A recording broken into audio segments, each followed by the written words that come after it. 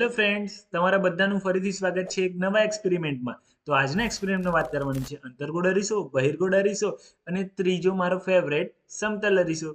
ચલો મજાક સાઈડ ઉપર. ઘણા બધા વિદ્યાર્થીઓને આવડતા નથી હોતા, પણ આજે આને સમજાવશે મારો ફેવરેટ વિદ્યાર્થી દર્શ. તો દર્શના હાથમાં છે બહિર્ગોળ અરીસો અને દર્શ આપણને સમજાવશે કેવી રીતના પ્રતિબિંબ આવે છે. તમે જોઈ શકો છો કે દર્શનું આટલું મોટું મોઢું એ એકદમ નાના અરીસામાં સમાઈ જાય છે. મતલબ બહિર્ગોળ અરીસો નાનું પ્રતિબિંબ આપે છે અને બીજું કે તે સીધું દેખાય છે, મતલબ તે આભાસી પ્રતિબિંબ આપે છે. જ્યારે આ દર્શના હાથમાં અંતર્ગોળ અરીસો છે. અંતર્ગોળ અરીસો નાનું, મોટું અને વાસ્તવિક પ્રતિબિંબ આપતો હોય છે. તમે જોઈ શકો છો કે દર્શની આંખ આ અરીસામાં મોટી દેખાય છે, જેના કારણે પ્રતિબિંબ મોટું વિવર્ધિત રચાય છે. અંતર્ગોળ અરીસો વિવર્ધિત પ્રતિબિંબ આપે છે. બીજું કે તે પડદા ઉપર ઝીલી શકાય છે, તે વાસ્તવિક પ્રતિબિંબ હોય છે. તો અહીંયા મીણબત્તી ઉપર તમે જોઈ શકો છો, મીણબત્તીનું પ્રતિબિંબ આપણને પડદા ઉપર વાસ્તવિક મળે છે. અને બીજું કે તે ઉલટું હોય છે. જો તમને વિડીયો ગમ્યો હોય તો લાઈક કરજો, શેર કરજો અને સબસ્ક્રાઇબ કરજો.